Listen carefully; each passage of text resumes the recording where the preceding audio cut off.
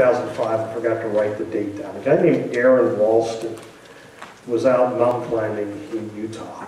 And he was out by himself and foolishly didn't tell anybody where he was going to be. And as he was doing some rock climbing, a boulder shifted and trapped his arm between, some of you are nodding your head, you remember the story. And Aaron had the difficult decision, the desperate decision to make. What am I going to do? And he couldn't move the boulder. It was this big honking boulder.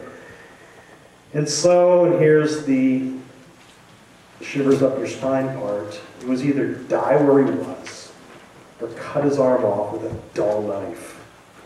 Ew, yeah, I know. It's gross and it's desperate. And he survived, believe it or not. And he tells his story. He's still out mountaineering. He's got an artificial arm. And it's actually a pretty remarkable story of what people do when they're desperate.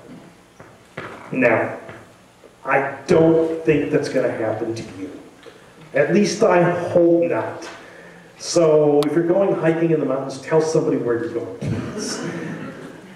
But you probably will never get that desperate in life. But there are times when you're going to think, I'm desperate. And I don't know if God's working and looking out after me. Maybe your kid keeps rebelling against all you've taught him.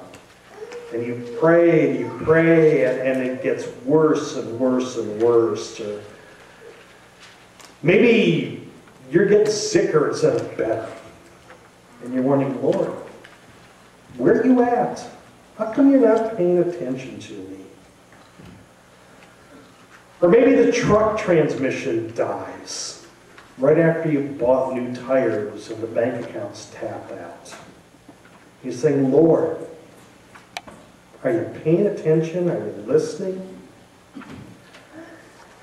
And this morning we're going to look at some desperate people. Actually, one desperate person, Sarai. And we're going to see how her response showed somebody that was desperate and really didn't think that God was paying attention to her. And how Hagar, the other main character in this drama, finds out that God was paying attention. We're going to get a kind of behind closed doors look at this very desperate family. And we're going to see what happens when people do and don't believe that God sees and hears every aspect of our lives. In fact, that's the one thing I want you to take away from this morning, is that God sees and hears. And He knows what's going on in your life. Got your Bibles turned back to Genesis chapter 16, page 13 in the Pew Bible if you want to follow along there. Just to recap where we've been, because we've been out of the Abraham story for a while. God called Abraham out of modern-day Kuwait, down in the Persian Gulf area, said, I'm going to have you move to a land that I'm going to give to you. And you don't know where you're going, but I just want you to follow me, trust me. And God says, Israel, here's where you're going to be. And God says, I'm going to bless you with an heir. You're going to have a descendant. And Abraham's thinking, this is pretty good. Even though I'm 75 years old when this journey starts, I'm going to have a kid. And Abraham goes through all of these events in his life, and there's still no child. Still no promised heir. And Abraham's getting a little desperate. It's probably about 11 years later as this story takes place. Abraham is probably 85. His wife's a little younger. And Abraham's getting desperate. And Sarah's getting desperate. Because they're wondering, what's God going to do? And so the story opens up with Sarai, Abram's wife, and we'll explain next week the change in the names. But if I say call her Sarah, you'll understand what we're talking about. Now, Sarai, Abraham's wife, was born in no children. And she had an Egyptian maidservant named Hagar. So she said to Abram, "The Lord has kept me from having children. Go sleep with my maidservant. Perhaps I can build a family through her." How'd you like to do that, ladies? Have your husband take somebody that you employed as a second wife. You're thinking, this is weird. And it is. It doesn't make sense to us in 21st century America. This was a culturally accepted way of producing an heir, producing a descendant. Cultures, and it appears that God allows multiple marriages in some situations, not in our day, so don't be thinking about that.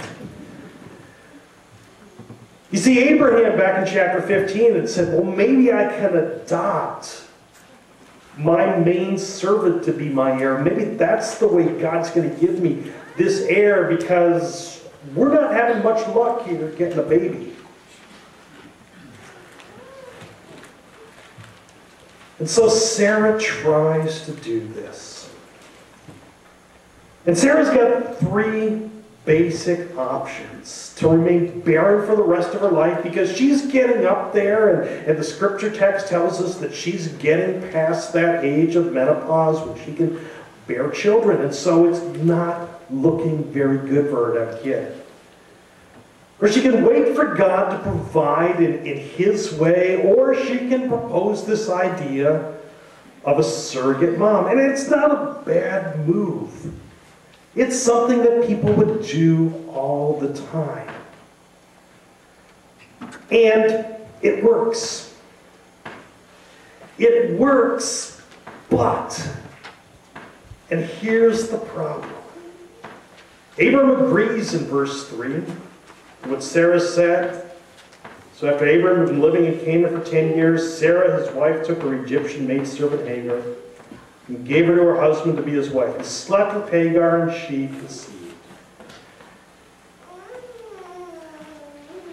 And on the surface, this looks really good.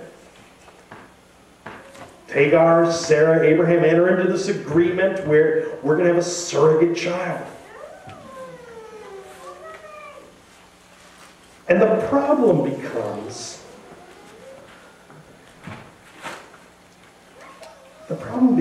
that Sarah is stepping over the bounds. Let me explain why it looks like Sarah's overstepping the bounds.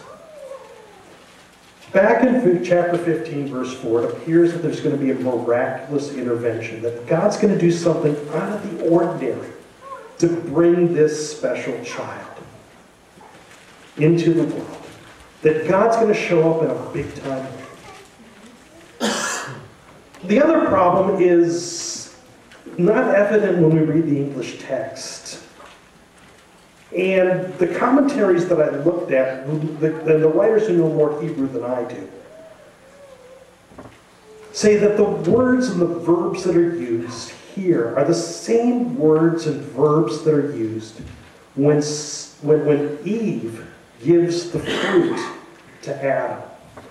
In other words, Eve took the fruit, gave it to Adam, and he received it.